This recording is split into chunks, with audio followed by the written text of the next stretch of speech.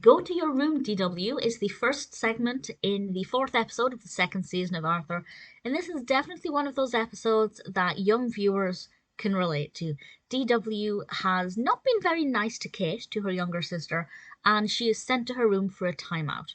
And she begins to become very melodramatic and panic, I put it in air quotes, worrying that she's going to miss her dinner and trying to emotionally blackmail her parents into withdrawing the punishment. But the emotional blackmail doesn't work. She has to remain in her room.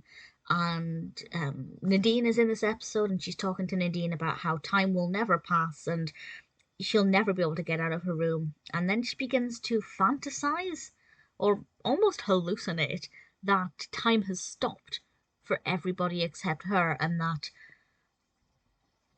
she can do things without anybody seeing her. That doesn't work. Things backfire on her. She gets into trouble again. And she realizes that she just feels put out and unloved and threatens, to nobody in particular, to run away. And she has some important lessons to learn.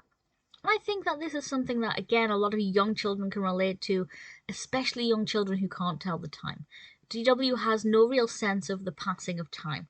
So to her, being banished to her room with no concept of when that punishment is going to end is actually kind of daunting.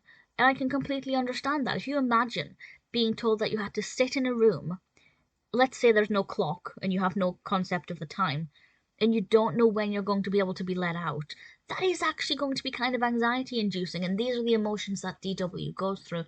And maybe there's an important lesson there for parents as well, that at least give your child some kind of way of knowing when the punishment is going to be ending.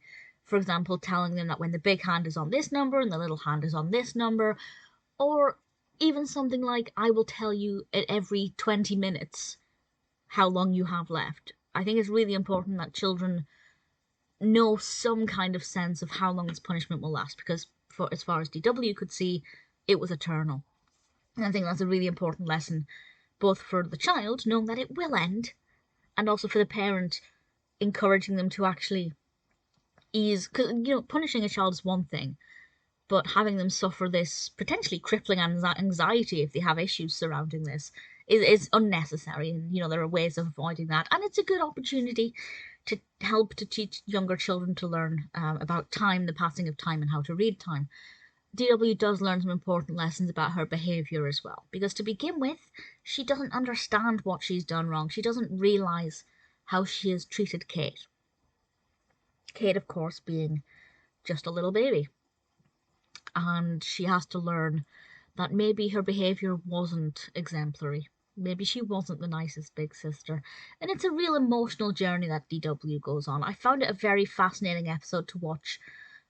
For me, from an analytical perspective, I am a big fan of amateur child psychology. I read a lot of books written by foster carers and social workers. It's just something I'm fascinated in. So for me, it was interesting to analyse it that way. In terms of being entertaining, it was unpredictable. The pacing was very good.